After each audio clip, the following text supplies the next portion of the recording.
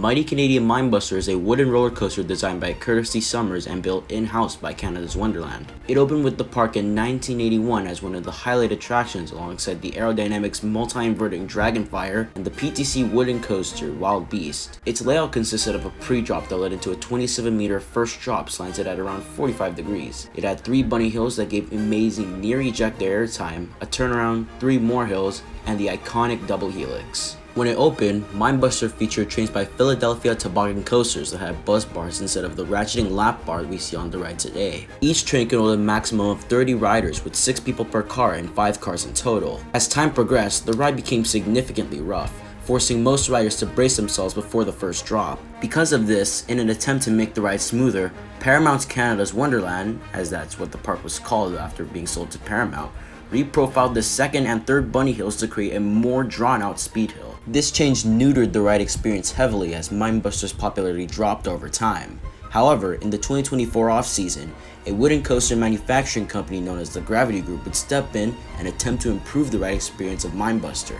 For those of you who don't know, the Gravity Group is an Ohio-based wooden roller coaster manufacturing company responsible for building and designing some of the best wooden roller coasters in the world. We're talking about rides like the Voyage at Holiday World, Boardwalk Bullet at Kima Boardwalk, Leviathan at SeaWorld, just to name a few.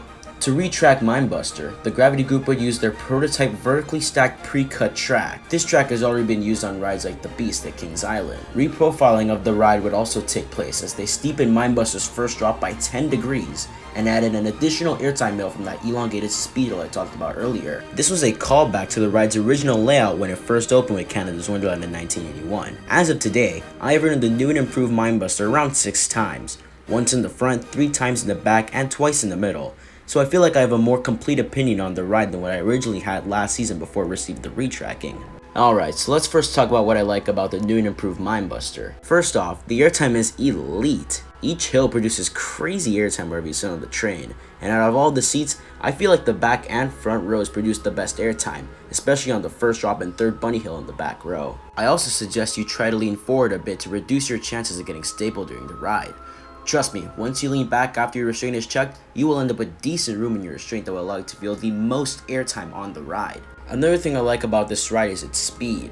After that first drop, you just fly through that layout. If you compare this ride to its version before the retrack, the speed is noticeable during the turnaround. After that turnaround, the rest of the layout's okay, except for the one thing I dislike about MineBuster, that final helix. If you're in the front row, make sure to brace yourselves because the additional speed and bumpy track makes this element jackhammer you. If someone's sitting next to you, you will slam into them pretty damn hard. I literally cannot wait for the Gravity Group to retrack and reprofile this element. My vision is for them to add one more small speed hill and then a hardline transition into the helix. Hear me out on this one, guys. Anyways, for the Mighty Canadian MineBuster's final score, I'm giving it a solid 7 out of 10. The first half of the ride is great, but there's still a lot to improve with that second half. Like I said, you just get battered during that helix. So much in fact that you could potentially hurt yourself and the person who's sitting next to you.